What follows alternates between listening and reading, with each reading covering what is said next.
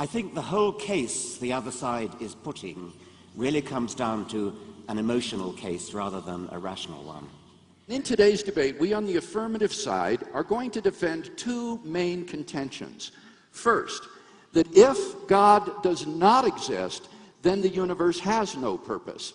And secondly, if God does exist, then the universe does have a purpose. Let me say a word in defense of each of those contentions. First, if God does not exist, then both man and the universe are inevitably doomed to death. Man, like all biological organisms, must die. And the universe, too, faces a death of its own. Astronomers tell us that the universe is expanding, and as it does so, it grows colder and colder as its energy is used up. Eventually, all the stars will burn out, and all matter will collapse into dead stars and black holes. There will be no light, there will be no heat, there will be no life, just the corpses of dead stars and galaxies ever expanding into the endless darkness and the cold recesses of space, a universe in ruins. This is not science fiction. As unimaginable as it may sound, barring divine intervention, this will happen. But if atheism fails to provide a purpose for life and the universe, what about biblical theism?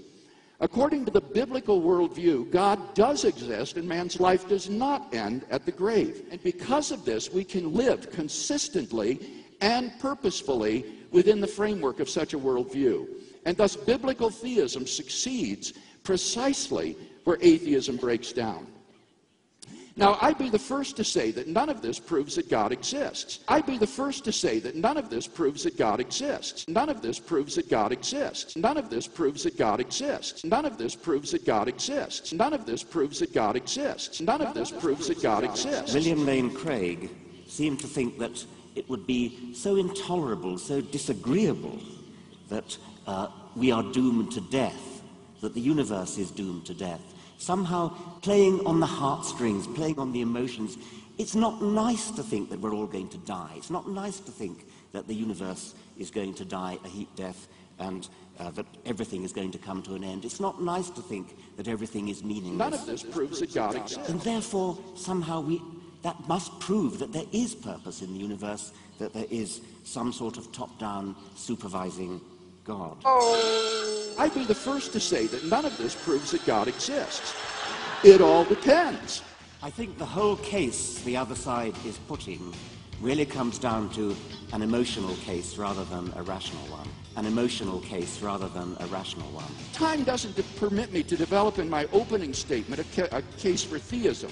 Let me simply list the arguments which I have defended in my published work.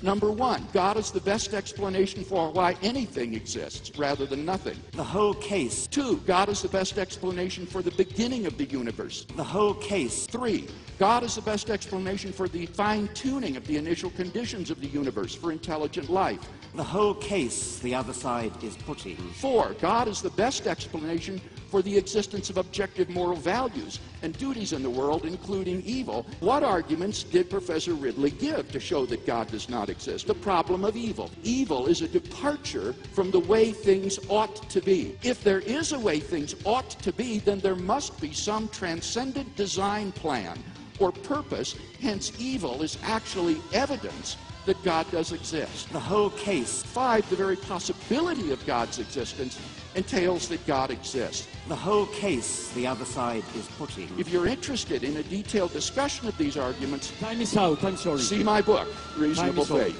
The whole case the other side is putting really comes down to an emotional case rather than a rational one. David Wolpe's argument from the comprehensibility of the universe. Number 8, the argument from the law-like structure of the universe. Number 9, Doug Guyvet's argument from the nature of existential choice. And finally, number 10, the very nature of human beings is capable of asking questions of purpose. No, I can't. An emotional case rather than a rational one. While we can agree that if God does not exist, life has no purpose, we've not heard any good or compelling evidence for the antecedent of that conditional, that God does not exist. By contrast, I think we've heard 10 arguments that I list for the existence of God. Richard Dawkins, please. It's not nice to think that we're all going to die. It's not nice to think that the universe is going to die a heat death and that everything is going to come to an end. It's not nice to think that everything is meaningless. And therefore, somehow that must prove that there is purpose in the universe. Now, I'd be the first to say that none of us proves that God exists. Now, Mr. Craig... I'm convinced that people adopt atheism, at least tonight, primarily for emotional rather than rational purposes. It's not your fault but mine, and it was your heart on the line. I really fucked it up this time, didn't I, my dear? Didn't I, my dear?